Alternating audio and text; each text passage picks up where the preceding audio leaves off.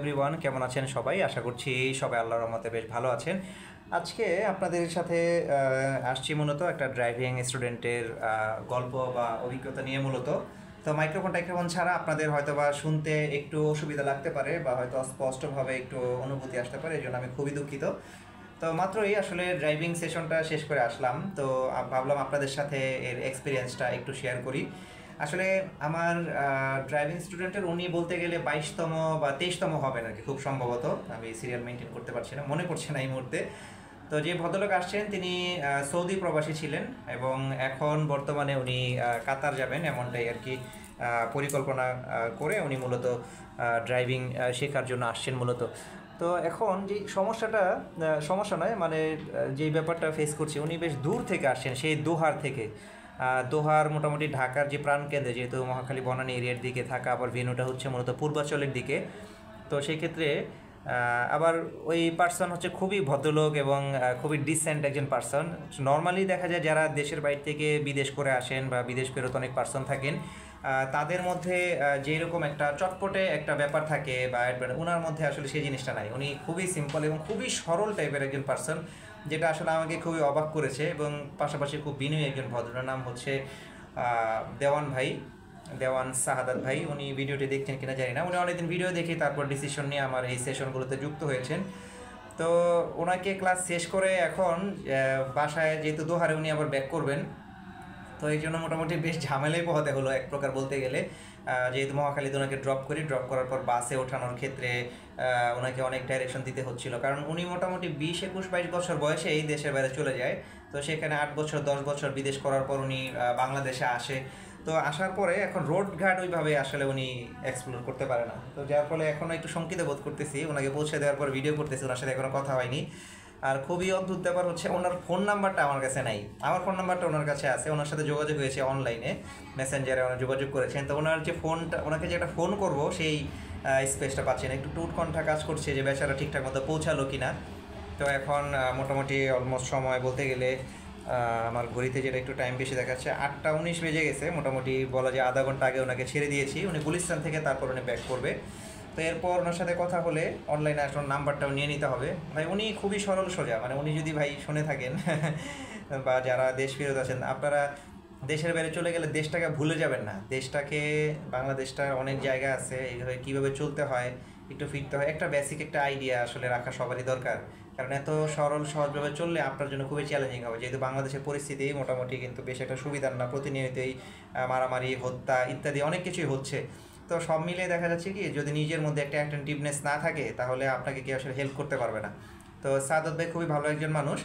দেওয়ান ভাইকে নিয়ে কালকে সেশনে যাব। তো আজকে ওনাকে আমরা একদম বিগিনার ক্লাস করছি মূলত। তো এটাই আপনাদেরকে একটু দেখানোর চেষ্টা করবো। তো চলেন ওনার ড্রাইভিংগুলো কীভাবে করলাম একটু আলোচনা দেখা। যদি আজকে ওয়েদার খারাপ ছিল, তো ওনাকে আমরা 4টা সেশনে, মানে 4 দিনের ক্লাসে শেষ করবো মূলত, যেহেতু আসা যাওয়ার ক্ষেত্রে ওনার অনেকটা সময় লাগতেছে। তো সেই ক্ষেত্রে দেখা যাচ্ছে ওনাকে আমি 4 দিনের মধ্যে কমপ্লিট করার একটা টার্গেট নিয়েছি। সময়টা এই ক্ষেত্রে প্রতি টাইমে সময়টা বেশি লাগবে, ওনার সাথে কথা বলেছি। কারণ যাতায়াতের বিষয়টা আসলেই খুব টাফ, যেহেতু উনি অনেক দূরে থাকেন। সো সেই ক্ষেত্রে দেখা যাচ্ছে কি, ওনাকে আমি চেষ্টা করবো 4 দিনের মধ্যে সেই ইনফরমেশনগুলো ইনপুট দেওয়ার। তো চলেন আমরা একটু ড্রাইভিংগুলো দেখি। কেউ ইউজারসি নাস্তা করেছো? আচ্ছা ঠিক আছে, ওকে। তো এই হচ্ছে আপডেট। তো চলেন আমরা ওনার ড্রাইভিংটা একটুখানি দেখি ক্লিয়ার করা। আচ্ছা ঠিক আছে, আমি বানিয়ে দিচ্ছি, ক্লে নিয়ে আসছি আর কি। এটা দিয়ে তাকে আবার ওই বল বানিয়ে দিতে হবে। আমি ক্লে দিয়ে বল বানাতে পারি না, এটা কীভাবে মিক্স করে তুমি এটা মিক্সটা করো। তো ঠিক আছে, চলেন আমরা ভিডিওতে চলে। এটা দিয়ে আমরা সামনে যেভাবে আমরা তাকাই দেখতে পাচ্ছি, আমরা এখানে তাকাইলে আমরা পিছনে ঠিক সেভাবে দেখতে পাচ্ছি সেন্টার মিররের সাহায্যে। সুতরাং আপনাকে প্রতি 7 থেকে 8 সেকেন্ড পর পর ডান সাইডে রিয়ার ভিউ মিরর একবার দেখতে হবে, যে কোনো গাড়ির গতিবিধিটা বুঝতে হবে, অন্য গাড়ি কী করতে চাচ্ছে। ঠিক একই সময় আপনি ডান থেকে দেখে আবার বাম সাইডেও আপনাকে কিন্তু একটা গ্লেন্স একবার একটু চেক দিতে হবে, পিছনের কোনো গাড়ি আবার বাম সাইডের লেন দিয়ে ঢুকে আপনাকে চাপ দিতে চাচ্ছে কিনা। মানে মোট কথা গাড়ির গতিবিধি বুঝে আপনাকে সিদ্ধান্ত নেওয়া, বুঝতে পারছেন? এবং এই সেন্টার মিরর দিয়েও আপনাকে দেখতে হবে যে আপনার এখানে আমাদের যেই যেটাকে ধরে রাখছি, এটার নাম হচ্ছে আপনার স্টিয়ারিং হুইল।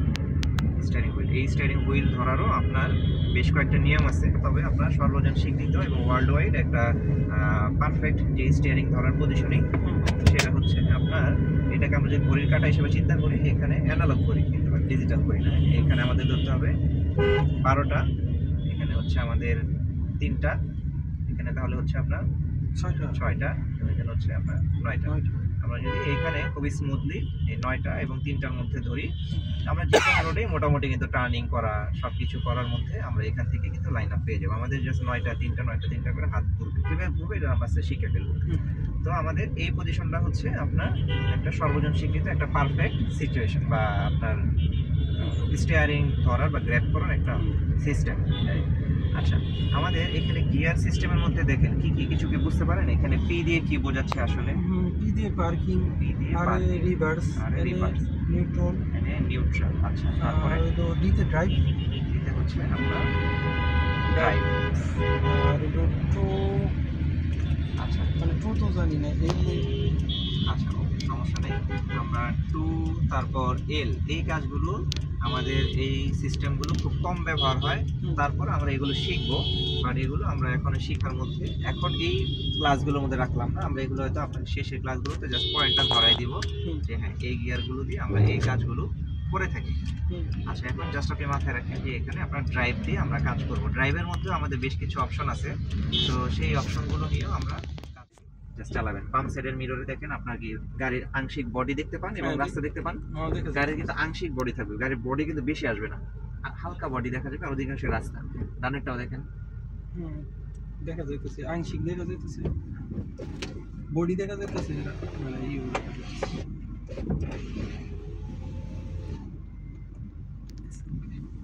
ঠিক আছে।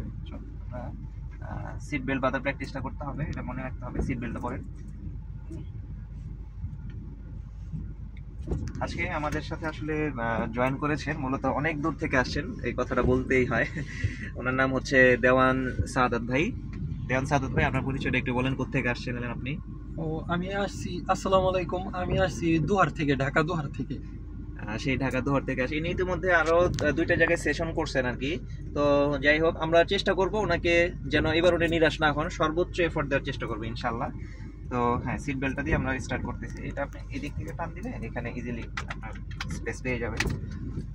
তো যেহেতু উনি দেশের বাইরে চলে যাবেন, আমরা চেষ্টা করব সর্বোচ্চ যতটুকু এফোর্ট দেওয়া যায়, এবং ভাই তো মনোযোগী ইনশাল্লাহ, দূর থেকে আসছে সেই ঢাকায়। তো চলেন আমরা তাহলে স্টার্ট করি। সিকোয়েন্সটা ফলো করেন। আপনি সিট বেল্ট পরলেন, তারপর আপনার বাম পাটা তো রেস্টেই থাকলো এবং ডান পাটা আপনি ব্রেকের মধ্যে রাখেন, ব্রেকে চাপ দিয়ে রাখেন, ব্রেকে চাপ দেওয়া আছে, ওকে। তারপর আপনি পর্যায়ক্রমে গিয়ারে শিফট করেন। ব্রেকে কি আরো মানে আরো চাপ দিতে হবে নাকি? না, ব্রেকে যতটুকু চাপ দেওয়া যায় ততটুকু দিয়ে রাখেন আর কি, খুব বেশি একদম জোরে দিয়ে রাখতে হবে তা না, যা যেখানে যে থাইমা যায় এনে দিয়ে রাখেন, আর কিছু না। এরপর আপনি গিয়ার ড্রাইভে দিবেন, চাপ দিয়ে, হ্যাঁ চাপ দিয়ে একবারে ড্রাইভে নিয়ে এসে আরো দ্রুত করতে হবে। আচ্ছা, হ্যান্ড ব্রেকটা নামাইতে হবে, নয়তো আপনার গাড়ি আগাবে না। উপরের দিকে দিতে হবে, হ্যাঁ উপর দিকে টান দিবেন হ্যান্ড ব্রেক, এবার বাটনে চাপ দিয়ে, শাবাশ, নাইস, গুড। এবার দেখেন ডানে বামে, মনে করেন ডানে বামে একটু চেক দিবেন কোনো গাড়ি টাড়ি আছে কিনা, এরকম ভাবে দেখবেন। তো দেখার পরে যদি দেখেন সামনেও ক্লিয়ার, এরপর আপনি আস্তে আস্তে ব্রেক ছেড়া যাইতে থাকবেন। যদি আমি আপনাকে বলি তখন এক্সেলারেটর ব্যবহার করবেন। হ্যাঁ, আমি আগে আপনার পারফরম্যান্সটা দেখি। ব্রেক ছেড়ে আস্তে আস্তে আপনি এবার আগাইতে থাকেন।